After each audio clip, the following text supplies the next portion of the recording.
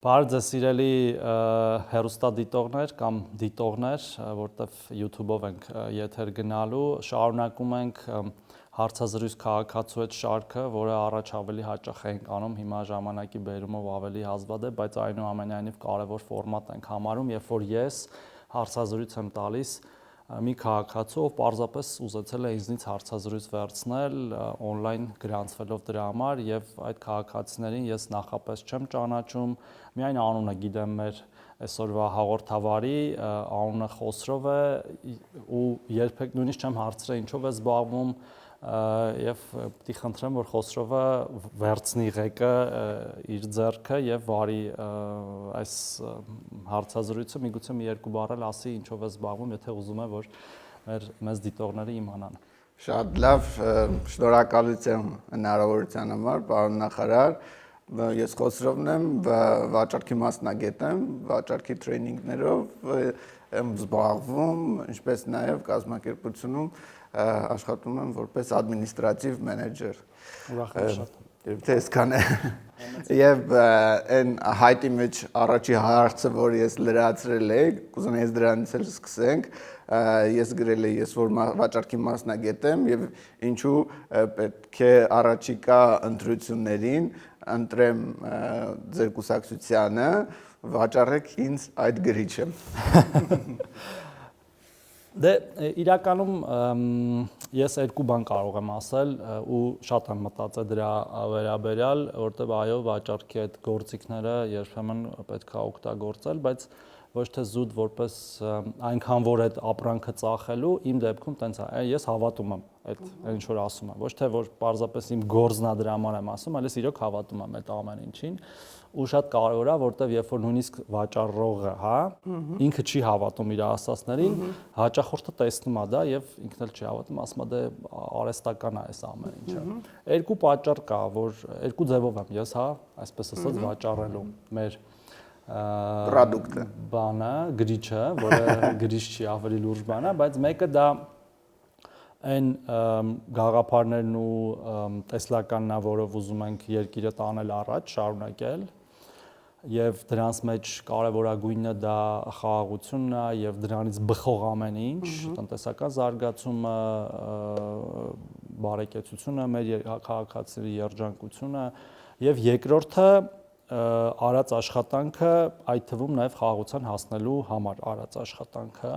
բայց աշխատանքը չի սահմանափակվում իհարկե միայն դրանով, կան նաև շատ շոշափելի բաներ, որոնք որ հենց հիմա մեր երկրում կան եւ ես դրանք կարող եմ ժամերով թվարկել, բայց նկատում ստրատեգիան այդ ալինելու գաղափարներ, որը շատ կարևոր է, երևի ավելի կարևոր է, քան նույնիսկ կատարած աշխատանքը։ Աբլոշկան խաղաղությունն է։ Հա, աբլոշկան խաղաղությունն է։ Բովանդակությունը շատ երկար է, մատ հաստափոր գիրք է։ Ես ձեզ ընդունում եմ պատասխանեմ, բայց միևնույն ժամանակ ուզում եմ մի հատ sense միջամտություն անել երիտասարդների հետ կապված։ Դուք գիտեք, որ երիտասարդները ավելի հակված են կարճ ռիլներ նայելու։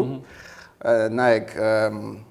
երբ որ հեղափոխությունը տեղի ունեցավ 2018 թվականին, այդ ժամանակ այդ ժամանակվա սերունդը երեխաներին նկատի ունեմ 10, 11, 12 տարեկան երեխաները այսօր արդեն ընտրողներ են եւ իրենք նախընտրում են կարճ ռիլերով ծանոթանալ ինչա տեղի ունենում առհասարակ աշխարհում, բայց նաեւ կուզենայի նշել, որ իրանք այդքան էլ հետաքրքրված չեն այսօրվա քաղաքական կյանքով, ես մի քանի հարցումներ տեսա։ Բայց դա ընդհանրապես տենց է, երիտասարդները ամենտեղ քիչ են հետաքրքրվում։ Ինչ է, այս հարցը ինչքան է իմ համար կարևոր, առհասարակ բոլորիս համար կարևոր, ներգրավված չեն մի քանի այդպես սոցհարցում հարցազրույցեր, որտեղ երիտասարդական մետրոյի մոտ էին հարցնում, երիտասարդները ուղղակի այդ սերնդի չեն ճանաչում քաղաքական գործիչներին ու այն հարցին արդյոք մասնակցելու եք ընտրություններին 10-ից 9 ասեցին ոչ, մեկը ասեց կմտածեմ։ Անկեղծ, դա իհարկե դա խնդիր է, կարծում եմ նաև ձեր համար, բոլորիս համար, ինչու ընտրություններին այդքան քիչ մասնակցություն կա ու նաև այդ Պակալյանյան սերունդը, որ գալիս է, իրանք հակված են չգնալ ընտրությունների։ Ես կարծում եմ, որ դա տրադիցիոն խնդրեմ է, այսինքն նոր ի հայտ եկած խնդրեմ չի, ամեն տեղ էլ երիտասարդները ավելի քիչ քաղաքականացված են տարբեր պատճառներով, որտեղ իրենց հետաքրքրությունները ունեն, երևի իրենց կյանքը ավելի ուրախ է, քան ավելի ավագ սերնդի մարդկանց, ովքեր որ ամբողջ օրը հետևում են, թե ինչա տեղի ունենում քաղաքական թատերաբեմ եւ ինչքան բարձր, բայց 18 թվին երիտասարդները չէ շատ ներգրավված են հեղափոխությանը, հիմա չէ։ Ես նկատի ունեմ այդ հեղափոխությունը մի քիչ էմոցիա է իր մեջ պարունակում եւ էմոցիոնալ առումով շատ գրավիչ է, հա ինքը։ Ես էլ եմ երիտասարդ ժամանակից ներգրավել քաղաքականություն ուսանող տարիներից, բայց ես ապարզա մեր խմբի կամ մեր կուրսի շատ քիչ մարդիկ էին մասնակցում այդ ցույցերին, ես 2003-4-ից մասնակցում եմ մի 3 հոգով։ Լավ, ամբողջ կուրսից մի 10 հոգով 200 հոգուց, հա։ Այսինքն տենց չի, որ այն ժամանակ տենց չի եղել։ Բայց դա չի նշանակում, որ մենք իրենց չպետք է ներգրավենք եւ այդ ձեր ասած ռիլերի հեղափոխությունը, դա էլ է հեղափոխություն, հա։ Օրինակ 18 թվի հեղափոխությունը ուղի եթերներով ա եղել Facebook-ի, վարչապետի հենց էջով, բոլորը սպասում էին թե ինչ անելու ուղի եթերում։ Հիմա ուղի եթեր նայող չկա 30 րոպե, 40 րոպե, հա։ Հիմա այս նույնիսկ ես մեր հարցազրույցը շատ քիչ մարդ է նայելու։ Ու նայելու են հիմնականում ասենք ինչ-որ գործ անելու արանքում, հա։ Ոնց որ բոլորս։ Իսկ ռիլերով, այո, դե մենք էլ ենք ադապտացվել։ Հիմա թե վարչապետը, թե մենք բոլորս կարճ այդ իմ ասածի մեջից կտորներ եւ գաղափարական եւ շոշափելի ասում ենք։ Ու իրանք բավական նայվում են, այսինքն այնց, չգիտեմ, 10,000, 100,000, երբեմն 500,000 մոնիտորինգ ունեք, երիտասարդները հետևում են, ձեզ ճանաչում են։ Իմ էջի դեմոգրաֆիան, չգիտեմ, վերջերս նորից չեմ թարմացրել, բայց տենց միջին տարիքեր, եթե չեմ սխալվում, տենց 30-ից 50 տարեկանների է, 230,000 է համարյա իմ ֆոլովերները, բայց 30-ից 50։ Հա, իմ մոտ TikTok-ը օրինակ թույլ է, որտեղ վերջերս եմ սկսել, TikTok-ում ենթադրում եմ ավելի շատ են երիտասարդներ, բայց մենք գործընկերներ ունենք, որ իրանց մոտ ավելի շատ են։ Իրանք եւ տարիքով են իզնից երիտասարդ, ասենք մի 10-15 տարի ավելի երիտասարդ են, եւ իրանք երևի ավելի լավ գիտեն հաղորդակցվել, հա, այդ նույն երիտասարդները ավելի լավ են բռնում այդ ինչ կոմունիկացիան։ Հա, ես նաեւ կոմունիկացիայի տրեյնինգներ եմ անում։ Դե լավ, ուրեմն դուք ճիշտ մարդ եք մեզ խորհուրդ տալու համար։ Հա, բայց այդ համ ոնց որ մարտահրավեր է, երբ որ դու ավանդաբար, օրինակ այդ 2003-2004 թերթով էր ամեն ինչ։ Ես ամեն առավոտ 300 դրամ հիմնականում ծախսում եմ 3 հատ թերթ էի առնում, գնում եմ կարդում եմ, որ տեսնեմ նախորդ օրը ինչ է տեղի ունեցել։ Հետո եկավ DVD-ները, հետո եկավ Facebook-ը, հիմա եկել է TikTok-ը, Reel-երը, անսահմանափակ հիշողությունները։ Մի հատ էլ հարցի երիտասարդների հետ կապված, որապես թեման ամփոփենք, նայեք, երիտասարդները այդ սերնդի էլի ասում, որ հիմա 18-19 տարեկան են, ու իրանց բանական կյանքը, երբ որ 10 տարեկան, 11 տարեկան, 8-9 տարի ձեր խմբակցությունն է եղել ղեկավարը եւ այդ նախկիններ խոսույթը եւ ներկաներ իրանց համար ակտուալ չի, որովհետեւ նրանք չգիտեն դա ինչի մասին է խոսքը, երբ որ ես էի այդ սերնդում, երբ որ իմ մոտ էին խոսում օրինակ Լևոն Տեր-Պետրոսյանի մասին, դա իմ համար ինչ որ բան էր գրքից։ Հիմա իրանց համար դա ինչ որ բան է գրքից, դուք եւ իրանց համար ներկան եք, նախկինն եք եւ բոլորն եք եւ ապագան։ Եվ վստահությունը ձեր շատ լավն է։ Վստահ չէ, բայց ուզում եմ գնալ։ Եվ վստահությունը, հա, եւ չկա մտավորություն։ Բայց մեր մոտ է սերնդափոխություն կա, գիտեք, հա, վարչապետը նույնն է, Նիկոլ Փաշինյանն է, բայց ինքը նախ ինքն էլ է փոխվում, այնպես չի որ չի փոխվում եւ բոլորս ենք ժամանակին։ Եվ մեր մոտ էլ նոր մարդիկ են ի հայտ գալիս, հիմա падգամավորական ցուցակում նոր մարդիկ կլինեն, նոր նախարարներ են նշանակվում, այնպես չի որ ես նայեցի ռեյտինգային ցանկը փոփոխություն լճացած չեն։ Իսկ մտավախություն չկա, որ օրինակ երիտասարդների համար էլ նորաձև չեք լինին։ Կա աշխատում եք երիտասարդների ուղղությամբ։ Դե օրինակ հիմա նույն վարչաբենդը, նույն այդ մեր երգը, բան եւ այլն, հա, ինչքան էլ որ տենց ոնց որ ծնվել է մեր կողմից էլի, բայց նաեւ ինչ որ ձևով ներգրավման համար է այդ ամեն ինչը, որ ավելի հետաքրքիր դարձնենք այդ process-ները, ինչքան որ կստացվի, պլյուս նաև թիրախային բաներ ենք ասում, այնպես չի որ չենք ասում նույն երիտասարդ, օրինակ նույն, չգիտեմ, բանակի ռեֆորմները, որը երիտասարդ տղաներին ակնհայտորեն հետաքրքիր կամ նրանց ծնողներին, ավելի շատ ծնողների ես ասում, կրթության ռեֆորմները, որ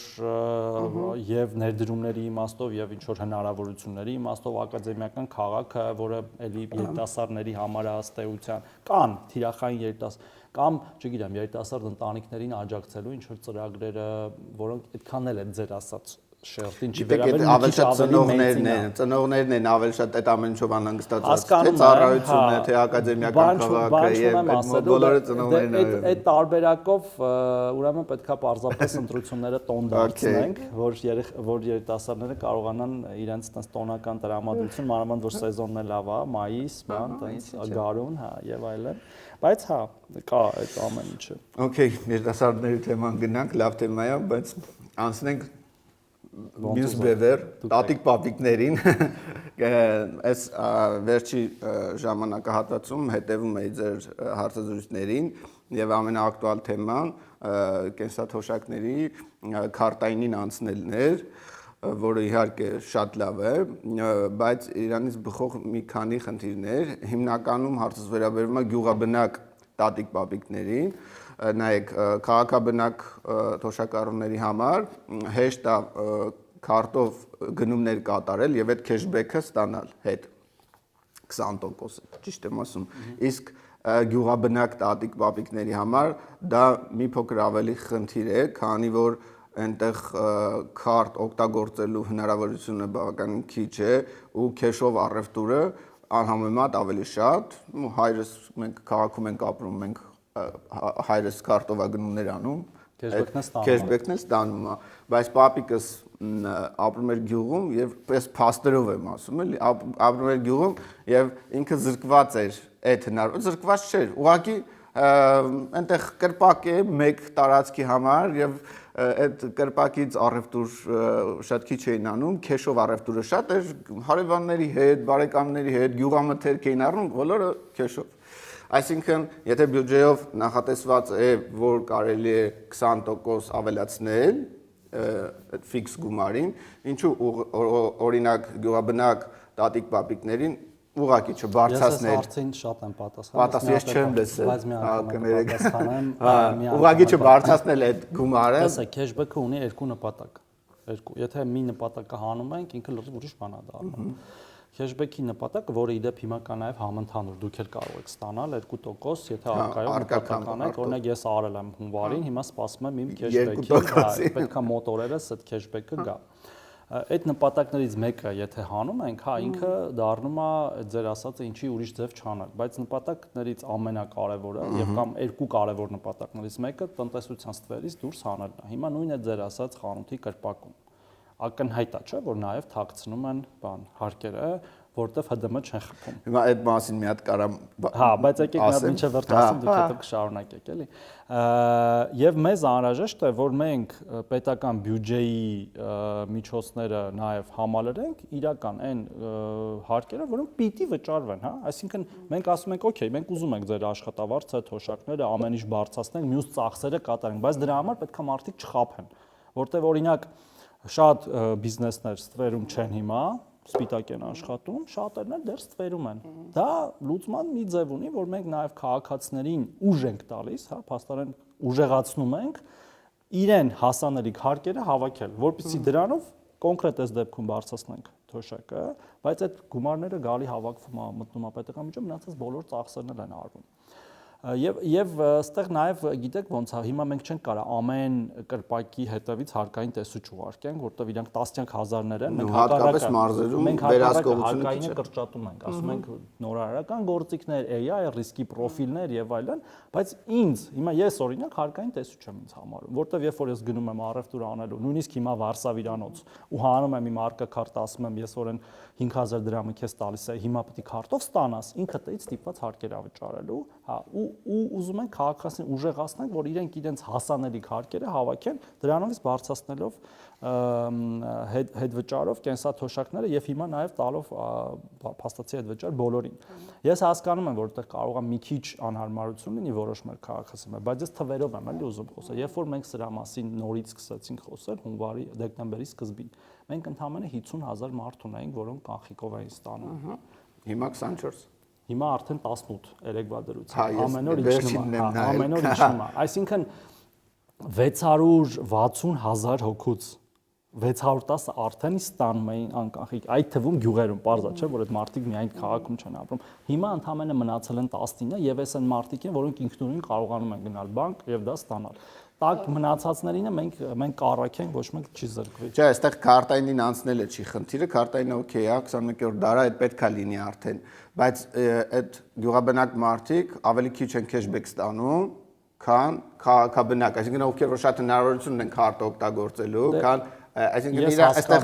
այստեղ մի քիչ անարդարություն ա գալիս, ինչու ես որ ապրում եմ գյուղում ավելի քիչ միջոցներ ունեմ, ավելի քիչ քեշբեք եմ ստանում, քան ով որ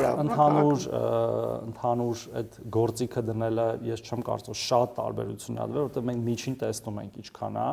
բայց հա կարող է, ասենք ինքը ուզենա իր հարևանից ինչ որ բան գնի, որը կանխիկ վճարելու, դե այդ հնարավորությունը ամեն դեպքում ինքը ունի, կարա կանխիկացնի, կանխիկ գնի, ոչ մեկ իր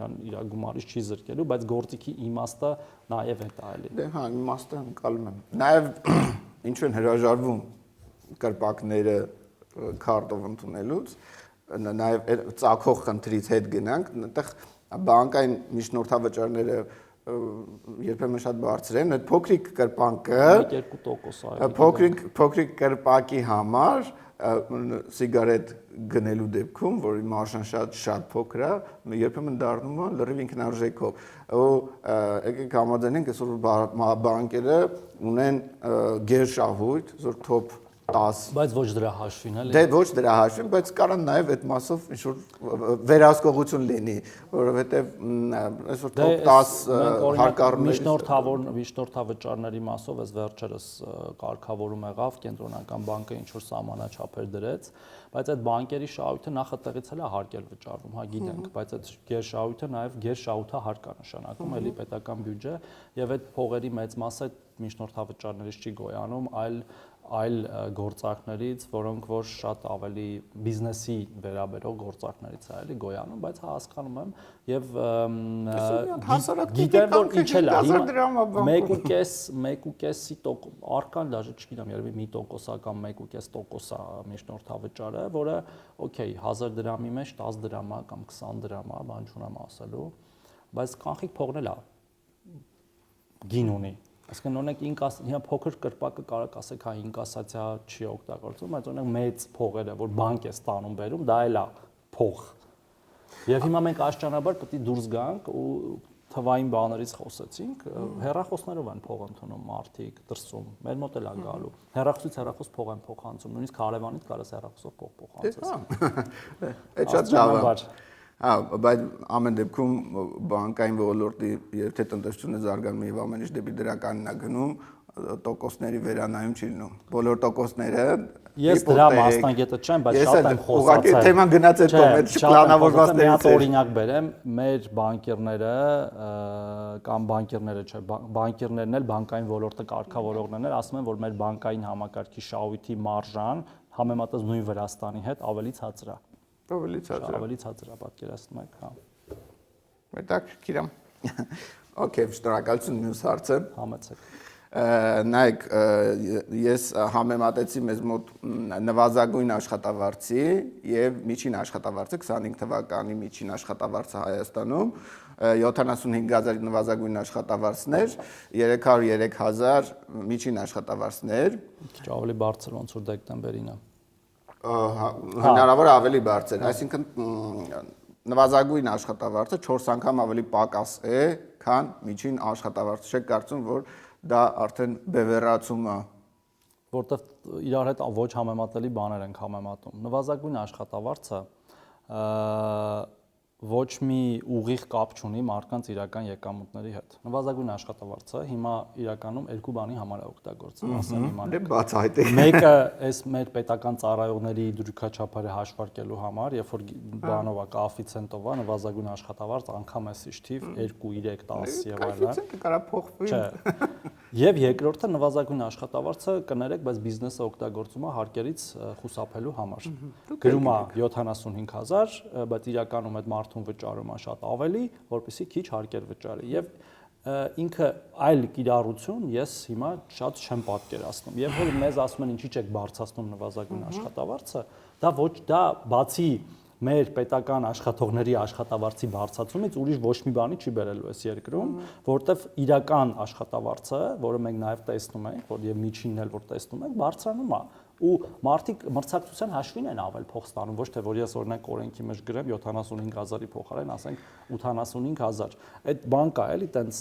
թյուր կարծիք կա, որ դա ինչ որ տենց էական բան է փոխելու մարդկանց կյանքում։ Հակառակը, երբ որ մենք տեսնում ենք դե մենք նաև գիտենք բանը, չէ՞ շրջակայքեր օրինակ 0-ից 100000 ինչքան ստացող կա, 100-ից 200000 ստացող ինչքան կա։ Երբ որ մենք նայում ենք, մենք տեսնում ենք, որ ցածր աշխատավարձ ստացող աշխատատեղերը միգրացիա են ենթարկում դեպի բարձր աշխատատողեր։ Այսինքն մեր աճերը, այսինքն ամսական 10 կամ 15000 նոր աշխատատեղ է մոտավորապես ստեղծվում ու վերջի ժամանակներս մենք տեսնում ենք, որ դրանք հիմնականում ստեղծվում են ավելի բարձր սեգմենտում, ցածրում մինուս է լինում, բարձրում ավելի շատ պլյուս է լինում։ Եվ դա նշանակում է, որ տնտեսությունը այդ հարցը իրականում կարգավորում է։ Մենք հիմա աշխատողի խնդրեմ ունենք։ Մարդիկ ավել փող են տալի, որ իրենց աշխատող կարողանան վերցնել։ Եվ բիզնեսները, եւ մենք նույնիսկ պետական ապարատում։ Եվ իսկ ընթացքում հարց առաջացավ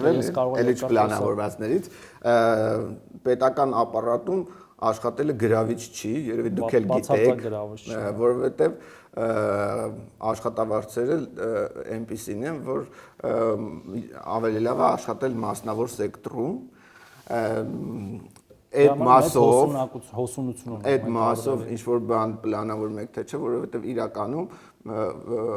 թողել մասնավորը եւ գալ պետական ապարատ, ընկնել որոշակի ռիսկերի տակ նաեւ պատասխանատվության զոնա եւ ստանալ շատ ավելի քիչ աշխատավարձ, արդյոք HR խնդիր չունեք դուք։ Ունենք լուրջ HR խնդիր ունենք, ադրերի հոսունություն ունենք, ներգրավման խնդիր ունենք լավ մասնագետների եւ նաեւ դրանով էր պայմանավորված, որ այս առաջնահերթությունների համակարգն ենք ներդրել արդեն մի տարի է եւ կշարունակենք, ինքը պիլոտ է, բայց տես մի բան է, որ ամեն գերատեսչության առաջ կիսամյակային խնդիրներ են դրվում, ոնց որ KPI-ներ, այսպես ասած։ Եվ այդ KPI-ները ինչ որ չափով կատարվելու դեպքում կլինի 50%, 60, 70, 80, այդ ամբողջ գերատեսչությունը ստանում է խրախուսում, որը բաշխվում է գրեթե բոլորի միջև, բայց նաև հատուկ արված տենց, ու հավասար ըստ էլի ջանքի, ասենք հիմա օրինակ փոխնախարարները պարզ ավելի շատ են ստանում, վարչության պետերը ավելի մի քիչ, գլխավոր մասնագետները մի քիչ ավելի քիչ, բայց մեր անցյալ տարվա օրինակ դեկտեմբերի այդ խրախուսման ֆոնդը բաշխվել է անխտիր բոլորի միջև մեր մոտ եւ իրանք տեսել են, որ եթե հիմա էլ ունենք այս կիսամյակի առաջնահերթություններ, եթե այդ կիսամյակի առաջնահերթությունները կատարենք, իրանք իրական խրախուսում կստանան եւ հետո դա ավելի կինստիտուցիոնալացնենք, մշտական մեխանիզմ կդառնա։ Հիմա մի քիչ ձեռքով ռեժիմով է, հետո ավելի մշտական կդառնա։ Պարոն նախարար, օրինակ իմ մոտ տպավորություն է ստեղծել, որ վախ կա աշխատավարձերը բարձրացնելու ժողովրդի արձագանքից։ Կա այդ վախը թե չէ, այլ ոչ թե KPI մեթոդ լինի, պարգևավեճար ուղղակի աշխատավարձ առաջարկել կոնկրետ մասնագետին, այդ մտավախությունը կա թե չէ։ Հիմա նայեք, օրինակ նախ չես կարա կոնկրետ մի հոգու ավելի բարձր աշխատավարձ առաջարկես պետական ապարատում, ինչպես մասնավորում, կարաս մասնավորում չէ, նույնիսկ ավելի ցածր պաշտոնով մարդուն ավելի բարձր փող տաս, քան իր շեֆին, որտեղ տենց շատ ես գնահատում իրան ու դա տենց ընդունված բան, այստեղ չես կարա տես բան անես, որտեղ կա կոэֆիցիենտ, այդ իմ ասած 75000 անգամ օրինակ գլխավոր մասնագետինը 6 է կամ 5 է կամ 4 է, հիմա անգից չգիտեմ։ Ուրեմն բոլոր գլխավոր մասնագետները այդքան են ստանում։ Դու կարաս խրախուսման կտորը ավելի տարբեր տաս, բայց եթե դուք տեսնում եք, որ մենք փորձում ենք այս գործիքներ օգտագործել, ինչ վայնասուն է բարձանում, թեև շատ հիմնավոր է այդ ամեն ինչը, ու մենք ոչ մի դրամ ավել փողը չենք ծախսել դեպ դեկտեմբերի բանի համար, դա եմ ուզում հատուկ նշել, որտեվ տարվա սկզբում ի սկզբանե -4 էինք արել պետական -4% էինք արել պետական ապարատի բոլոր ծախսերը։ Պլանավորվածից ասել էինք 4-ով 4% քիչ ենք ծախսելու, այդ մի 5.8 միլիարդ էր, թե 5.7, հետո տարվա վերջում այդ 5.7-ից 3-ը ասել ենք ով որ կատարել է այդ առաջնահերթությունը եւ ինչքանով որ կատարել է, բաշխվել է հազարավոր մարդկանց միջև եւ հույս ունեմ դա մի քիչ կփոխի իրավիճակը, թեև մասնավորը նաեւ տնտեսական աճի զուգընթաց այնպես տեմպերով է, ասենք մասնավորում վարչության պետերը իզնի շատ են աշխատավարձ ստանում, ինչ ասեմ։ Երբեմն մտածել եք մասնավոր սեկտոր գնանք, պարոն Տրոսյան։ Ես մասնավորից եմ եկել 3 անգամ ավելի բարձր աշխատավարձից ստեղ ճիշտ ասած 10 տվին։ Okay։ Լավ, քանի որ ժամանակը սողայի հարցերն շատ են արագ անցնել մյուսին։ Նորմալ է։ Կարևորը նա են։ Երկար է կարանք խոսել, բայց Okay։ Ուրեմն հաշմանդամների Հայաստանի Հանրապետության հաշմանդամություն քաղաքացիները խնդիր ունեն աշխատանքի շուկայում։ Ես ինքս ունեմ ծանոթ մտերիմ ընտանիք, ովքեր որ ունեն լսողության խնդիրներ, բայց ունեն կրթություն, մասնագիտություն, բայց իրենք խնդիր ունեն աշխատաշուկայում, աշխատաշուկան դեռ պատրաստ չի իրենց ընդունելու, այսպես ձևակերպել, պատրաստ չի շուկան իրենց ընդունելու, արդյոք խթանելու տարբերակներ, մեխանիզմներ, միջոցներ, օրինակ ազատել եկամտայինից տվյալ աշխատակցին, ինչ որ միջոց, որպեսզի գրավիչ լինի եւ խթանենք, որպեսզի այդ մարդիկ հասարակությունից չկտրվեն։ Իրականում կա այդ խթանը հիմա էլ եւ օգտագործում է, բայց ոչ ամբողջությամբ, շահութարկից կարող են 150%-ի չափով նվազեցում անեն այդ մարդկանց աշխատավարձը, հա, եւ մի միլիարդի չափով կարող է թվերը սխալ ասեմ 150 չի, չէ, ինչքան գիտեմ 150 է այնուամենայնիվ, բայց այդ մեխանիզմը կա, ինքը վաղուց կա, բայց չի գործում։ Չէ, գործում է եւ շատ էֆեկտիվ չի, լավ է դիմացը։ Չի խթանում շատ որ ներգրավեն, հա։ Հիմա մենք երկու ուրիշ բան ենք մտածում, որից մեկը շատ ավելի հեշտ է իրագործելը, դա այնուամենայնիվ գործատուին ոչ թե ասել, որ հարկերը քիչ կվճարես, այլ գործատուին հետ վճար տանք այդ աշխատողի եկամտային հարկի չափով, ինչ որ իհարկե բանով, սահմանաչափերով, որ իրան կոպիտ ասած ձեռ տա նաև նման աշխատող ունենալը եւ երկրորդ կտորը դա խելամիտ հարմարեցումների համար ինչ որ վճար տալն է, բայց որը շատ հայեցողական եւ ինդիվիդուալ գործիք է ու շատ դժվար է օգտագործել, եթե օրինակ մի հազարատ տնտեսվարող ասի եկեք իմ մոտ խելամիտ հարմարեցումներ ար տարբեր տեսակի հաշմանդամություն ունեցող անձանց, դա հենաշարժական է, լսողական է, տեսողական է, բայց ընդհանուր առմամբ տնտեսությունը պետք է փորձենք հնարավորինս ներառական դարձնել։ Հիմա աշխատում ենք այդ իմ ասած երկրորդի վրա, այդ հետ վճարոյ, ու մի գործիք էլ ենք անում, որը հիմա պիլոտավորում ենք մեկ ուրիշ խմբի վրա, ինքնազբաղվածության ծրագրեր անելն է, որտեղ կարող է ինքը չկարողանա այնուամենայնիվ ինչ որ մեկի մոտ, բայց ինքը արժեք ստեղծի ինքնուրույն։ Դրանում էլ բիզնես քոչինգ ենք դնելու մեջը, մի ուսուցում քոչինգ եւ փոքր կապիտալ ներդրում։ Հիմա ունենք տենց ծրագիր, որը շուտով կսկսենք Ղարաբաղի մեր հայրենակիցների համար, եթե դա հաջողությամբ գնաց, դա փորձելու ենք կիրառել հաշմանդամների եւ ավագ սերնդի ներկայացուցիչների համար։ Շատ լավ կլինի։ Իմ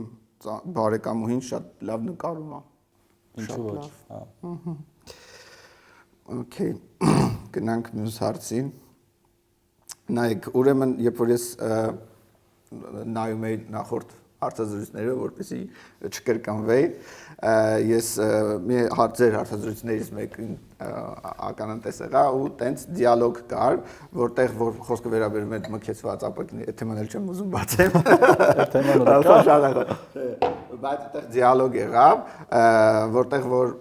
դուք դիմել եք ՆԳՆ-ին, ասել եք ինչու հարցը լուծում չի ստանում, ասել էին որ երկու հատ սարք ունենք, ընդամենը ամբողջ, հա, դուք էլ ասել եք չունեք, գնացեք առեք։ Այդ հայտարարությունը դուք արել եք հանրային կերպով, արդյոք չեք կարծում, որ այդ հայտարարությունը անելով նվազեցնում եք ՆԳՆ-ի արժեքը հանրության առաջ եւ իհարկե բարձրացնում եք ձերը որպես ջանք։ Չեմ կարծում, որովհետև այդ համատեղ բան է, այսպես ասած, գործ է, որը որ ես իդե post factum եմ պատմել այդ ամեն ինչը, նես չի որ հենց այդ պահին եմ հրապարակային ասել, արդեն երբ որ եղել էր, հա ասել եմ գնացեք առեք, իրանք էլ ասեն, հա գնումների պլանի մեջ չկա, գնումների պլանը բան կանենք եւ կգնանք կանենք, ես էլ այդ ժամանակ падգամավոր եմ եղել եւ ի պաշտոնե եւ նաեւ որպես քաղաքացի իմ բանը պարտքն եմ, հա, այսպես ասած կատարել օրենքի պահանջին հետևելու, որը վաղուց եղել է տասնյակ տարիներ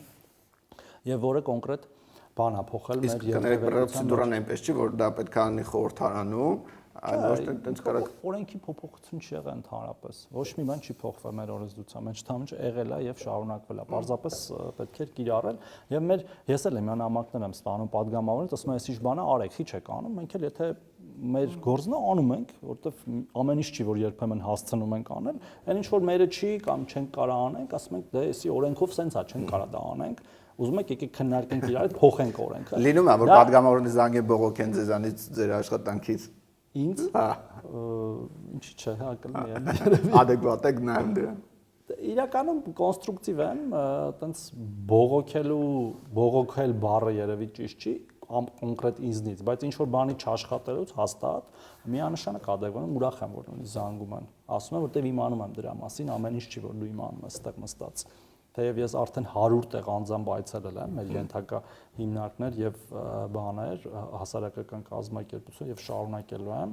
ու ընդեղից եմ շատ ինֆո ստանում, բայց եթե մեկը զանգի ասի, գիտես, այս ինչ բանը ինչ որտեղ չի աշխատում, ես ոչ թե պետք է ասեմ, ինչ ես զանգել, ասելուն շնորհակալություն, հեսա փորձենք լուծել։ Okay. Քանի որ ոստիկանության թեման բացվեց, ես հիշում եմ այդ ընթացքը, երբ որ բոլորը լծվեցին այդ աշխատանքին, որ ստուգեն ապակիները լծվեցին աշխատանքի, ես սկսեցին, հա, լծվեցին, լուծեցին, դե հիմա իրականում այդքան ակտուալ չի, որովհետև այդ ես շրջավերսի ժամանակ չեմ հիշում, որ ստուգած լինեն, հիմա այդպես կոչ չեմ անում, որ ստուգեմ, բայց ինչ տպավորություն է, որ ռեսուրսները Երևանի մասին է խոսքը, ոստիկանության բարեկային ծառայությունն քիչ է, որովհետև երբ որ առավոտյան ժամերին խաչմերուկներ են կարգավորում, բոլորը զբաղված են դրանով, հնարավորություն չկա գոտի վերահսկել, ապակի վերահսկել, Երևան քաղաքում ամենաշատ վթարներն են ու անկեղծ այդ տպավորությունն է, որ Երևանին այդ ռեսուրսները հատկապես բարեկայինի չի բավականացնում։ Ես չեմ կարող ասեմ իրականում բավականացնում չէ, ենթադրում եմ մեր գործընկերները ՆԳՆ-ում ավելի լավ կարան պատասխանեն, բայց որ ծանրաբեռնված է Երևանը որպես եւ մայրաքաղաք եւ տենց աճող մեգապոլիս, դա ակնհայտ է, բայց մի հատ ուրիշ բանի վրա եմ ուզում դարձնել, որ ասիկ չեն հասցնում գոտիները, բաները, մուկ ապակիները, միգուցե չեն հասցնում, եւ միգուցե մարզերում ավելի շատ են հասցնում, բայց դա ուրիշ բան կա։ Վստահ եմ, մարզերում ավելի շատ են հասցնում։ Ըստ էմ ուրիշ բախ կա, էլի։ Ախր մեկը ամեն մեկի կողքը մի ոստիկան չի կարա լինի։ Ինչ ուզում ես արա։ Ոնց որ ամեն կրպակի կողքը չի կարա լինի հարկային տեսուչ։ Մենք պետք է ինքներս փոխվենք, հասկանում եք։ Մինչև չփոխվենք, թե դուգանվելով, հա, թե պարզապես մեր ինքնագիտակցությունը փոքրուց բարձրացնելով, այդ հարցերը չեն լուծվելու։ Ես օրինակ, օքեյ, կարելի է մի օր ամբողջ օրը դրանով զբաղվել, բայց հաջորդ օրը չես կարող նորից, որտեղ ուրիշ լիքը խնդիրներ կա հանցավորության դեմ պայքար կա եւ պարեկների գործը իդեպ մենակ բան ճանապարհային երթևեկությունը չի, իրանք ամեն ինչ էլ շատ մեծ է իրանց բանը, գործունեությունը։ Եվ մենք ինքներս մեզ հարց տանք, լավ, օքեյ, մենք այս կանոնը պահում ենք եւ երեխաներին դաստիարակենք հատկապես տենց, որտեղ որպեսի մեզ չտուգանան, թե որտեղ դա ճիշտ է։ Պահելը, որ ասենք իմ կյանքը պետք է փրկեմ դրանով ես։ Ես համաձայն եմ ձեր հետ, բայց միևնույնն է ուժի ազդեցությունը պետք է զգացվի թիկունքում, ինչու նույն մարզերի օրինակով, երբ որ մտնում են մարզ, գոտիները գցում են ու գիտեն, որ մարզերում բոլորը ժամանակ ունեն դրանով զբաղվելու, մարզերում ես չէի նկատել։ Մարզերում ես նկատել եմ։ Ես ուրիշ երկրների վրա եմ այդ օրինակը։ Վրաստանի սահմանը հատելուց նույնիսկ մինչև այդ բանը գնալը անձնագրային հսկողությանը հասնելը բոլորը գցում են անվտանգության ամրագոտիները։ Տենց է։ Նույնն էլ ուրիշ երկրներում Ռուսաստան կլինի, Եվրոպա կլինի եւ այդպես շարունակ։ Դե հա, կա այդպիսի բան։ Դե դուք նայեք ակտիվ եք եւ падգամավոր եղած ժամանակ եւ հիմա եք ակտիվ եւ ինչպես ընդամենը 3 եմ մի հատ այս շարունակությունը թեմայի որ նգնեին եք հայցում ուղարկել եւ տարբեր ոլորտներում եք փորձում ակտիվ լինել ես 3 մի կարդացի հայտարարություն կապված նախկին ՊՎԾ ղեկավար Դավիթ Սանասարյանի ով գրել էր որ իր դատական հայցը դատը հրապարակվել է եւ իրեն արդարացրել են ես իրականում այդքան ներգրավված չէի երեք եմ ծանոթացել միջև գալը եւ այնտեղ նաեւ իր Facebook-յան հայտարարության մեջ մաս կար որը ձեզ էր վերաբերվում մասնավորապես գրել էր որ Արսեն Թորոսյանը ում նախաքննության եւ դատաքննության ընթացքում տված ցուցմունքները հակասեցին իրար հետաքրքիր է ինչպես է քնել այս տարիներին իմանալով որ զրպարտությամբ իմ անձնական ու քաղաքական կյանքին 7 տարի խլեց Նախ ես ոչ մեկի կյանքից ոչ մի տարի չեմ խլել երկրորդը իմ ցուցմունքները շատ հրապարակային են եթե ինչ որ մեկին հետաքրքրել է այդ թվում դատարանում ես ոչ մի հակասող ցուցմունքներ չեմ տվել եմ այնինչ իմացել եմ ուրիշ բան որ նախաքննական մարմինը ինքնավորոշում այդ ցուցմունքները ինչպես կիրառի եւ արդյոք դրա հիման վրա պետքա բան հարուցի, հա, այս կամ այն մարդու նկատմամբ քրեական հետապնդում։ Եվ ես էլի եմ ասել, հիմա էլ առիթը օգտագործելով ասեմ, ես ցավում եմ, որ Դավիթ Սանասարյան, որի հետ մենք շատ երկար ճանապարհ ենք անցել դեռ 2007-8 թվերից, պարզապես տուրք տվեց իր մի քանի ոնց ասեմ, ճիշտ բառն եմ ուզում օգտագործեմ, ածական էլի, խափեփա, հա, առնվազն ասեմ, իրան խափած աշխատակիցներին, որոնք իդեպ չեն արդարացվել, իրանց գործերը կարճվել են ոչ արդարացման հիմքով, այո, եւ իրանք ընդունել են ըստ էության իրանց մեղքը, իրանց գործերը կարճվել են ոչ արդարացման մեղքով, եւ մինչև վերջ տենց փորձեց իրանց գիծը առաջ տանել ուրիշ բան որ միգուցե իրան պետք չէր մեղադրանք առաջադրել բայց դա ես չեմ որոշել ես ընդհանրապես պատմել եմ այն ինչ որ իմացել եմ եւ այդ նախաքննական մարմինը ինքնավորոշ է դա հանցակաց պարունակում է թե չէ փաստորեն դատարանն է որոշել է որ չի պարունակում եւ միգուցե պետք չէր իր մասով քրեական հետապնդում բան անել բացել բայց ես ցավում եմ որ այդ իմ ասացի համար որ մենք ելնելով տենց գործընկերային հարաբերությունների մեջ եւ ես անդադար իրան բարձրաձայնելով այդ հարցը որ այդտեղ խնդրեմ կա այդ խնդրեմը պետքա լուծել քո աշխատողները սեփական բիզնես շահ են առաջ տանում եւ իրանք ըստ էության ընդունել են դա եւ ոչ արդարացման հիմքով պարզապես իրancs գործերը կարճվել է ինքը գոնե իր աշխատողներով զբաղվեր եւ ասեր ըստ էության իրան մոլորացրել են իր աշխատողները ինքն էլ տենց հավատացել է իրանց որպեսի չգիտեմ ինչի հասնի երևի կամ անփորձության հետևանքով ա եղել կամ բան բայց դատարանը որոշել է այնինչ որոշել է լավ մյուս հարցս կապված է ձեր կուսակցության հետ պարոն նախարար արդյոք կուսակցությունում կան ձևավորված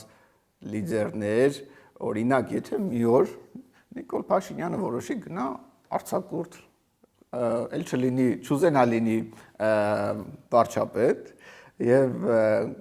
ինչ եք կարծում, ձեր սուբյեկտիվ կարծիքն եմ իհարկե, գիտեմ ձևավորված ինչ որ մարդ չկա, բայց ձեր կարծիքով կան անհատներ, մարդիկ, ովքեր որ կարող են փոխարինել նրան Ես կարծում եմ այդ հարցին պատասխանել է հենց վարչապետ Նիկոլ Փաշինյանը, ասելով որ այո,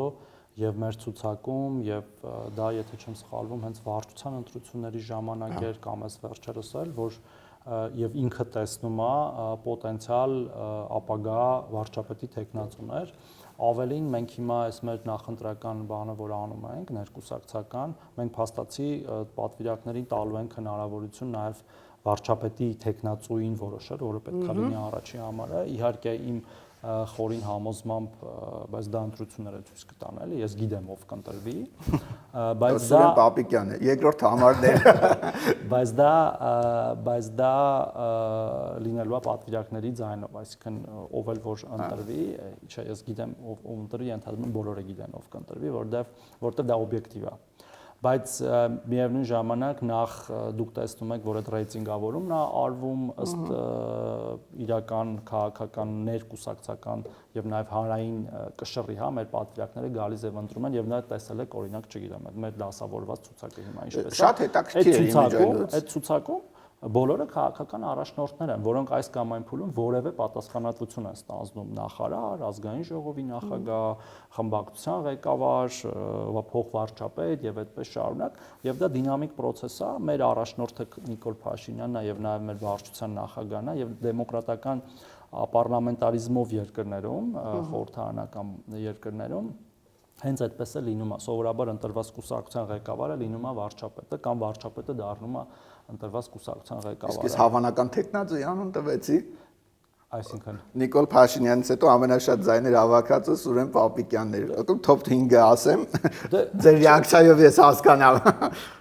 Ինչ ռեակցիա կտաք, ես դրա հասկանամ։ Ինչպես անգիր գիտեմ ով։ Անգիր գիտեք։ Հավաքել, իհարկե։ Կդառնա վարչապետի տեխնացու այն մեր գործընկերը, ով կհավաքի ամենաշատ ձայները, ես գիտեմ ով կհավաքի ձայները։ Դե մենք տեսնում ենք ով հավաքել ամենաշատ։ Okay, իսկ շատ հետաքրքիր թեմային անդրադառնալով այդ ներքին ընտրությունները դե շատ կարծում եմ լավ է որ դա կա, բայց հետաքրքիրն այն էր որ կային մարդիկ ովքեր որ երկար տարիներ քաղաքականության մեջ են, ձեր կուսակցությունում են, բայց իրանք շատ քիչ ձայներ հավաքեցին,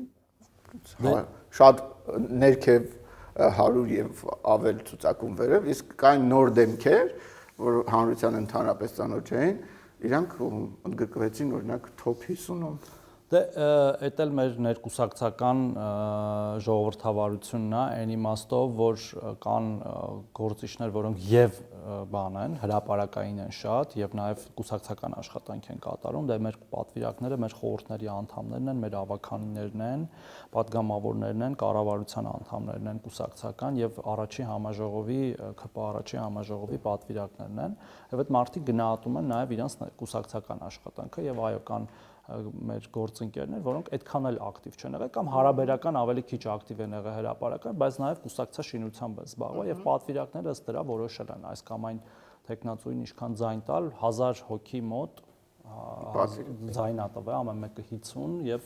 ռեյտինգավորումով ունենք այնինչ ունենք, իրանք եղել են ժողովրդավարական ընտրություններ եւ մենք ուզում ենք որ դրանք վարակիչ լինեն։ Դու կարծում եք այդ ցանկը արտացոլում է իրական պատկերը, այսինքն այն որ ինչ պետք է լինի, այն ինչ պետք է լիներ, այդպես էլ եղավ։ Ինքը վերջնական չի, բայց մեծամասամբ արտացոլում է այն ինչ որ մեր 1000 պատվիրակները կարծում են։ Այսինքն այն ինչ որ եղավ է պատվիրակների կարծիքն է արտացոլում։ Շատ լավ, շատ լավ։ Եվ մյուս հարցը էլի վերաբերվում է նպաստներին, նպաստներ Հայաստանում նպաստ ստացողները ունեն արժանապատիվ կյանք։ Ինչ նպաստի մասն է խոսքը։ Սոցիալական Փարոսի։ Հա։ Պատասխանը ոչ, որտեվ դա լավ համակարգ չի, որը մենք փոխում ենք աստիճանաբար, հենելով այն ավելի շատ աշխատանքի կրթության վրա եւ ոչ թե պարզապես մշտական նպաստ ստանալու, որը շատ փոքր թիվ է, սովորաբար 20-30 հազար, չի կարա 20-30 հազար դրամ ստացող մարդը արժանապատիվ կյանք ունենա։ Իհարկե մենք նաև ունենք վերջի 8 տարիներում այդ մարդկանց թվի կրկնակի կրճատում, մոտ 100,000 ընտանիքից մնացել է մոտ 50,000 ընտանիք, որ հիմա դրա ստանում են։ Կրիտերիաներ ինչ են համապատասխանել։ Դուրս են եկել այդ կրիտերիաներից, այսինքն բան է, այլևս չեն համարվել այդ գործող համակարգում անապահով, դարձել են ապահով իրենց կարիքները հոգացող ընտանիքներ տարբեր կրիտերիաներով եւ մենք ունենք հիմա մի հատ պիլոտային համակարգ, որը շուտով ավարտվում է պիլոտը եւ ապագայում այն տարածվելու է նաեւ ամբողջ երկրի վրա, որի իմաստը մարդկանց աշխատանք առաջարկելով աղքատությունից հանելն է եւ ոչ թե պարզապես այդ համակարգի մեջ պահելը, այդ համակարգը ինձ թվում է նաեւ քաղաքական բան է ունեցել, այն իմաստով, որ մարդկանց հավերժ պահես այդ համակարգում, որ հենց ընտրությունների ժամանակ մի 20,000-ը դու ավելացնես, իրա մի ամսական կամ 5,000, չգիտեմ, մարդա 5,000, հա, ամսական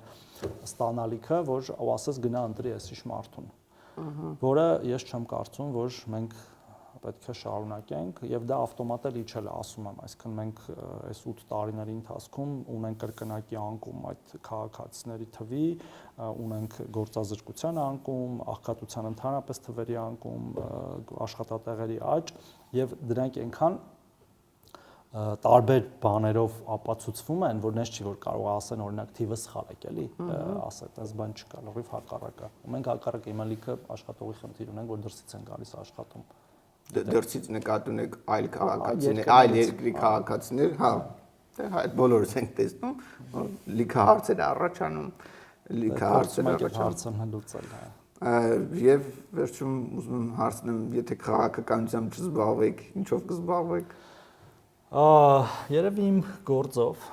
առողջապահության կազմակերպմամբ, որի մասնագետն եմ, բայց չի բացառվում, որ չեմ մտածել այլ բան, եթե հոբիներս թույլ տա մի քիչ շատ հոբիներով զբաղվել, աղորը հեծանիվ կքշեմ, բայց դրանով փող չես աշխատի։ Չէ, դե պետք է գումարել վաստակը։ Իմ գործով էլի։ Անգործ չեմ մնա ամեն դեպքում։ Հա։ Մասնավոր չեք գնա։ Չէ, մասնավոր կատունեմ, հա, առողջապահության կազմակերպմամբ մասնավորում։ Եղավ, շնորհակալություն ձեզ։ Շնորհակալ, շատ հաճելի է, հետաքրքիր, ինձ էլ շատ դիպուկ եւ տենց սուր հարցեր եք բավական տալիս ու ուրախ կլինեմ էլի այս ֆորմատը շարունակենք, հարգելի հեռուստադիտողներ կամ դիտողներ, շնորհակալություն հայտնենք Խոսրովին իր ժամանակը տրամադրելու։ Շնորհակալություն, ես էլ էլի պատրաստ եմ դիպուկ եւ սուր հարցեր տալ ուզենա։ Ընտրություններից հետո կարող ենք հանդիպենք։ Մեծ հաճույքով։ Շնորհակալություն։ Շնորհակալ։